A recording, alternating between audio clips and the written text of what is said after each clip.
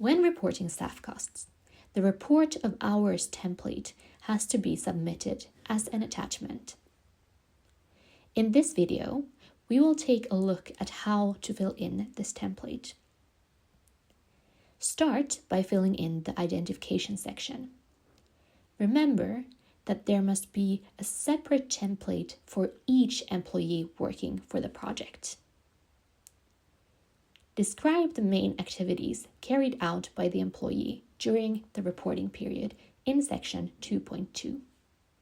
Now, let's have a look at how to register working hours in the template.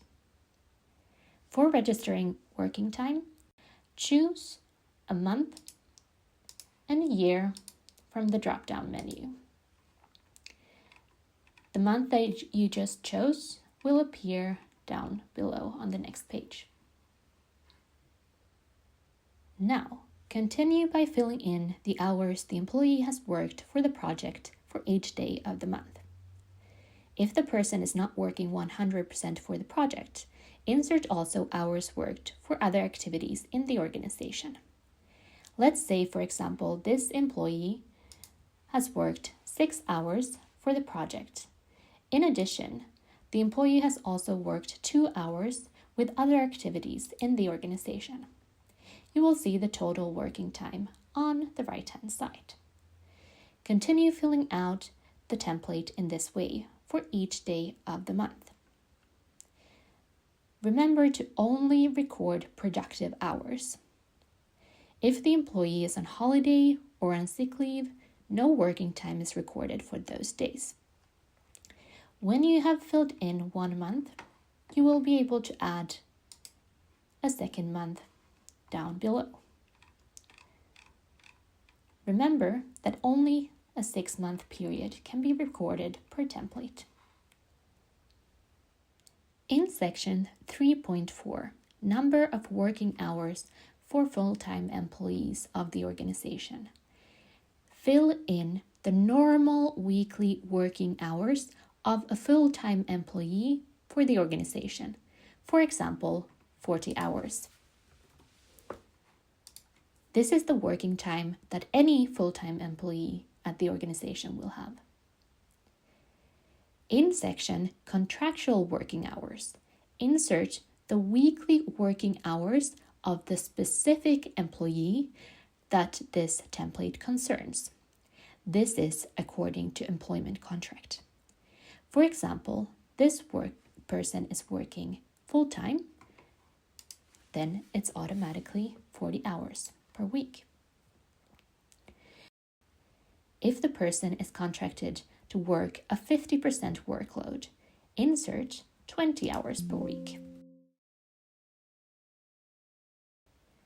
Note that in this field, you should not consider the involvement of the employee for the project. The number of hours indicated here must correspond with the working time stated in the work contract that this employee has signed with the partner organization. The next field, workload, calculates automatically the contractual workload of this employee. In the first example, the workload of the employee is 100%. In the second example, the workload is 50%. Make sure that the correct workload is inserted for the employee. This is the basis for calculating how many hours can be reported for the project. For example, if the person is working for the partner organization full-time, the maximum hours that can be reported is 860 per reporting period.